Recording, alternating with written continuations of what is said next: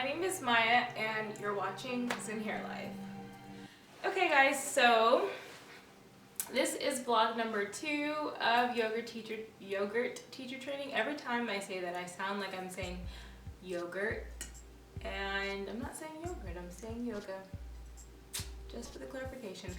But yeah, so this is the second vlog of yoga teacher training, and that means that I have finished my second weekend session of yoga teacher training, kind of like non-stop. Like you're always, well, you have home practice every single day, and obviously it's not like we're gonna come check on you and see if you're practicing at home, but it's really important to do your home practice, and I didn't really realize how important home practice was until this training started. But now I pretty much have home practice every single day, and let me tell you, after this weekend session, it was really difficult for me. This time was a lot more difficult for me to kind of like bounce back and recuperate, and I just realized that I need to practice teach more, and it's difficult because you have to employ people that may not necessarily be so interested in yoga, and you really just have to help them get interested in yoga, and it's really hard. That's been one difficult thing for me because I've had people to practice on, but not very consistently, like definitely not every day, and that's kind of hard for me because I have this thing that I always feel like I'm not doing as well as everybody else. I feel like I'm not trying hard enough, I don't know enough as much as everybody else, which is crazy, which I know is probably not true at all, but it at the same time, it's a good and a bad thing because it makes me want to work harder and try harder, but also sometimes it's a little bit defeating because I feel like I need to be doing this, everybody else is doing this, and I'm not doing this. It's a journey of self-discovery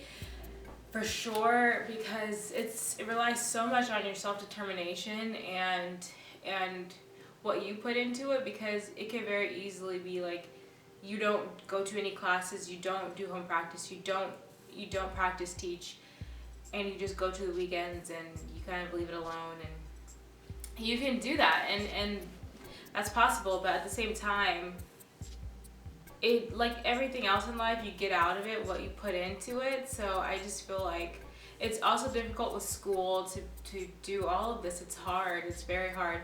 Kind of held myself back a little bit because I know I talk a lot, so the one thing is I'm trying to do is listen more, especially because becoming a teacher, you have to listen a lot, and not necessarily just listen with your ears, but you have to listen with your eyes. You have to listen and hear how people are responding and feel their energy and how it's coming off, and if they're, you cannot always read people's minds, but you can mostly tell when somebody's really not enjoying something, like by their body language, by their breath, by a lot of different things. So it's all about listening, being attentive, being observant, and that's one thing that we did a lot of this weekend, observation. And so I think this yoga teacher training has really helped me become less of a talker, more of a listener, because I'm always a talker. I always want to say things, I always want to put my opinion out there, but at the same time, which is really interesting, is that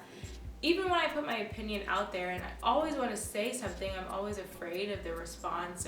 And so that, I think, one, has held me back from practice teaching more, because I've limited myself on who I offer my services to, because I don't want them to not like what I'm offering. And the truth of the matter is that everybody's not going to like what I offer.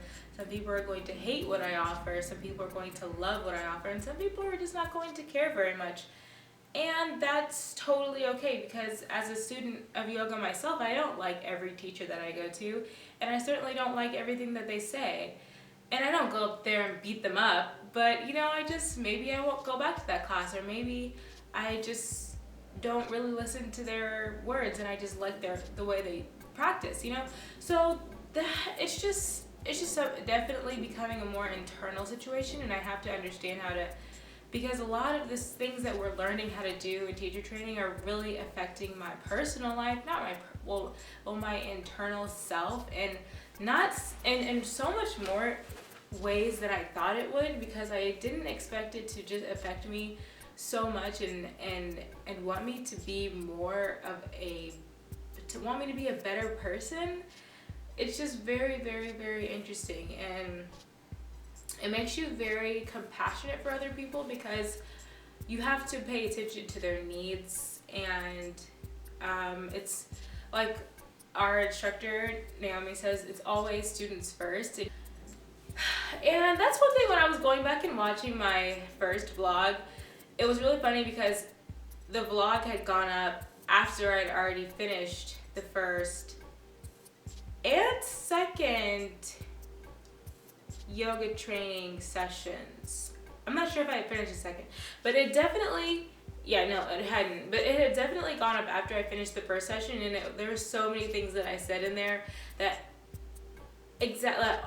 already after the first weekend were things that I understood, like, that's just not gonna happen. Like, there's a lot of and it's just so funny because I was saying, oh, you know, I want the students to understand what I feel, and I want them to experience what I know and what I feel and how I do. And I'm just like, it's not about you. It's really just more helping them become deeper in their practice, and so that they can find their own experiences within the practice.